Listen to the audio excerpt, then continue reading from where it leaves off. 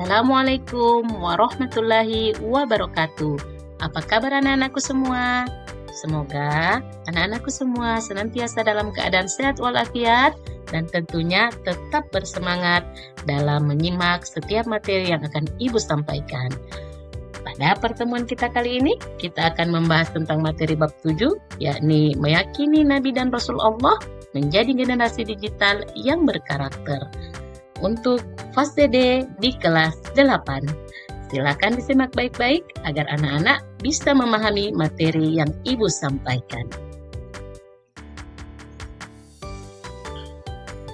Sekarang kita akan masuk pada pembahasan materi. Yang pertama akan kita bahas adalah tentang pengertian iman kepada Rasul. Iman kepada Rasul adalah meyakini sepenuh hati bahwa Allah mengutus para Rasul untuk menyampaikan wahyunya kepada umat manusia sebagai petunjuk hidup.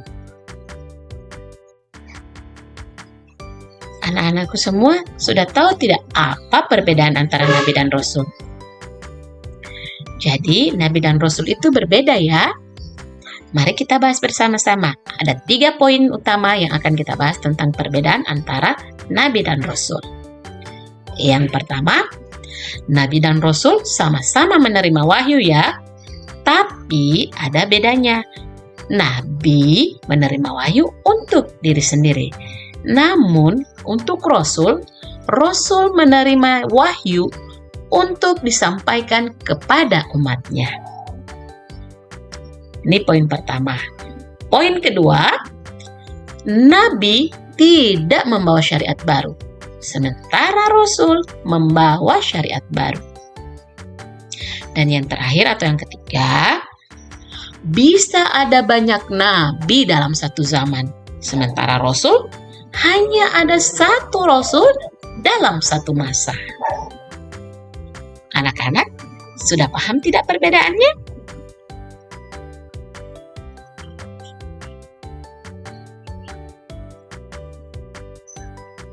Sekarang kita akan membahas tentang jumlah Nabi dan Rasul. Ternyata jumlah Nabi itu sangat banyak, yaitu 124.000 Nabi. Sementara jumlah Rasul hanya 25 yang wajib diketahui.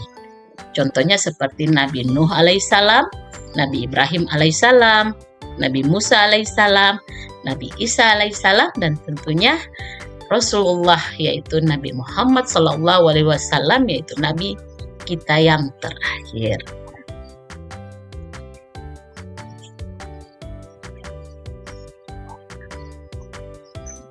Anak-anak pernah tidak mendengar istilah ulul azmi?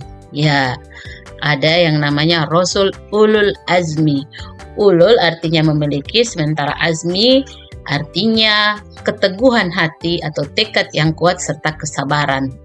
Jadi Rasul ulul azmi adalah Rasul yang memiliki keteguhan hati, punya tekad yang kuat, dan juga kesabaran yang luar biasa dalam berdakwah dan juga menghadapi cobaan berat, sehingga menjadikan mereka teladan utama dalam menyampaikan risalah Allah Subhanahu wa taala. Siapakah mereka? Ya, ada 5 Rasul ulul azmi. Yang pertama yaitu Nabi Nuh alaihissalam, kedua ada Nabi Ibrahim alaihissalam, selanjutnya ada Nabi Musa alaihissalam, kemudian Isa alaihissalam, dan tentunya Nabi yang terakhir kita, Nabi yang paling mulia, yaitu Nabi Muhammad sallallahu alaihi wasallam.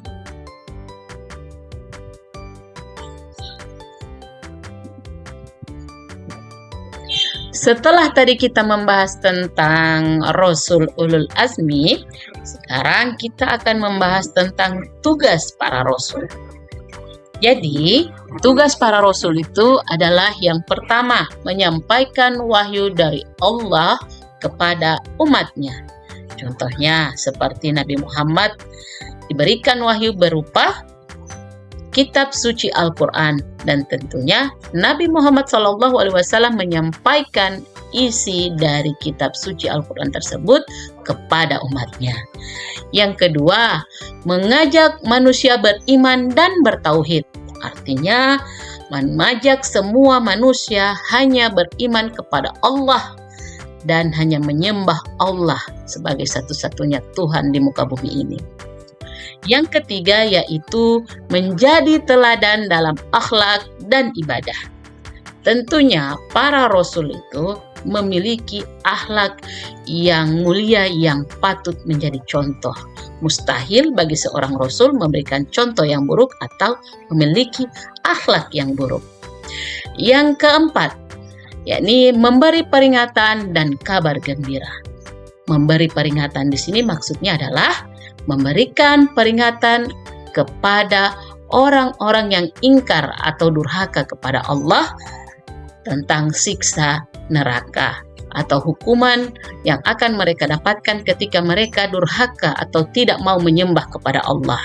Sementara kabar gembira, yang dimaksud dengan kabar gembira itu adalah kabar baik bagi mereka yang beriman dan bertakwa kepada Allah.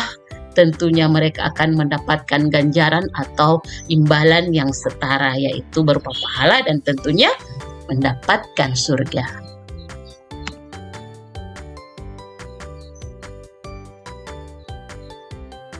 Sebelumnya kita sudah membahas tentang tugas dari para rasul kan. Jadi di tugas tersebut ada salah satu tugas yang berkaitan dengan sifat atau akhlak, yaitu menjadi teladan dalam akhlak dan ibadah. Sekarang kita akan membahas lebih rinci tentang akhlak, yakni sifat wajib para rasul. Jadi sifat wajib bagi rasul itu terdapat 4 sifat ya. Yang pertama yaitu siddiq, yang artinya benar. Seorang rasul itu pasti benar, baik dalam perkataan, tingkah laku, perbuatannya, semuanya harus benar. Jadi wajib dan pasti seorang rasul itu berkata atau melakukan hal itu yang benar. Yang kedua yaitu amanah. Amanah artinya dapat dipercaya. Jadi seorang rasul pasti orangnya dapat dipercaya. Jadi ketika beliau menyampaikan wahyu sudah pasti wahyu tersebut berasal dari Allah Subhanahu wa taala. Kemudian yang kedua, tabligh. Tabligh artinya menyampaikan. Jadi seorang rasul itu pasti akan menyampaikan. Menyampaikan artinya dia akan menyampaikan wahyu dari Allah Subhanahu wa taala. Setiap kali beliau menerima wahyu pasti akan menyampaikan, dan itu wajib karena memang rasul diutus untuk menyampaikan wahyu Allah. Kemudian yang terakhir yaitu fatonah atau artinya cerdas. Fatonah, cerdas. Setiap rasul pasti cerdas. Kalau bodoh otomatis tidak mampu mengemban tugas amanah dan tanggung jawab yang sangat besar dari Allah Subhanahu wa taala. Sehingga bisa dipastikan semua rasul itu cerdas, mempunyai akal yang pintar dan cerdas.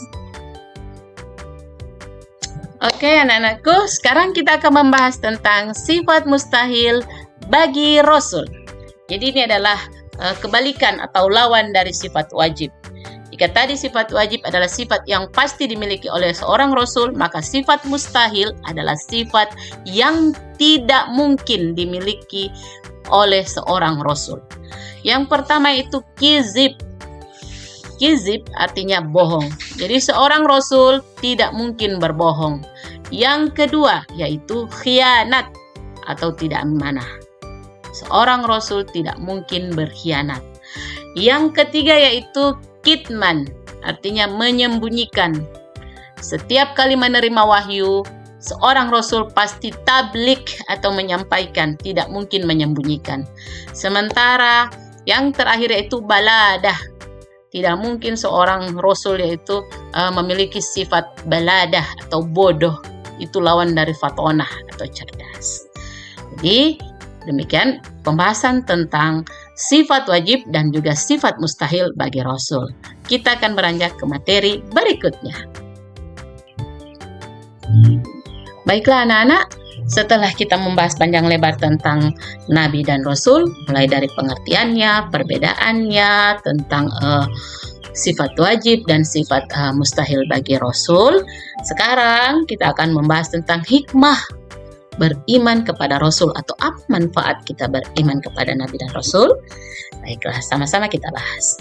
Yang pertama, yakni meneladani akhlak para Rasul. Jadi setelah kita mempelajari tentang Nabi dan Rasul, khususnya sifat wajib dan sifat mustahil, maka kita bisa menjadikan mereka sebagai teladan. Ini dengan mengikuti sifat-sifat wajib dari para Rasul. Yang kedua, meningkatkan keimanan kepada Allah Subhanahu wa Ta'ala. Dengan kita beriman kepada Nabi dan Rasul, maka kita pun tentunya semakin meningkatkan iman kepada Allah. Kita percaya bahwa Allah itu mengutus Nabi dan Rasul, berarti kita percaya bahwa Allah itu benar-benar ada. Yang kedua, semakin yakin bahwa Islam adalah agama yang benar. Tentunya dengan setiap kebenaran yang kita dapatkan mengenai Nabi dan Rasul, kita semakin yakin ya, Islam adalah agama yang benar. Yang keempat adalah menjadi pribadi yang sabar dan tegar dalam menghadapi ujian. Dengan kita beriman kepada Nabi dan Rasul, kita membaca atau menyimak kisah-kisah mereka tentang sifat-sifat mereka, tentang keteguhan mereka, khususnya yang tadi kita bahas tentang Rasul Ulul Azmi, maka kita semakin bisa meneladani sifat-sifat mereka sehingga kita pun menjadi pribadi yang lebih sabar dan tegar dalam menghadapi ujian seperti yang dicontohkan oleh para nabi dan rasul ketika menghadapi cobaan dan ujian saat berdakwah kepada umatnya. Rasulullah sebagai role model digital. Meyakini nabi dan rasul bukan sekedar menghafal nama, melainkan menghadirkan karakter mereka dalam setiap klik dan ketikan kita di dunia maya. Mari jadikan siddiq sebagai kejujuran informasi, amanah dalam menjaga privasi, tablik dalam menebar inspirasi, dan fatonah sebagai kecerdasan dalam berliterasi. Jadilah generasi digital berkarakter yang senantiasa menebar kebaikan dan kebenaran bagi sesama.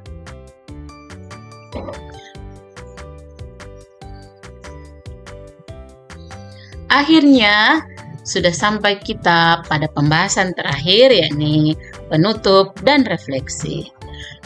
Silahkan anak-anak coba simak pertanyaan berikut. Sudahkah kita meneladani akhlak Rasulullah dalam kehidupan sehari-hari?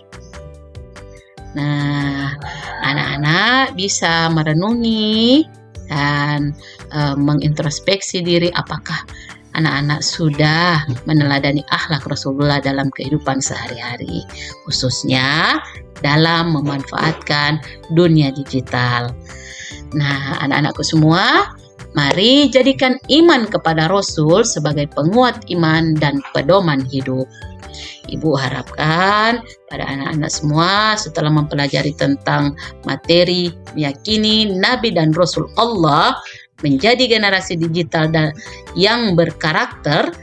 Nah, Ibu hanya ingin anak-anak mari menjadi generasi digital yang cerdas dan berakhlak mulia dengan senantiasa meneladani sifat-sifat para nabi dan rasul dalam setiap aktivitas kita di dunia maya. Sekian pembahasan kita kali ini.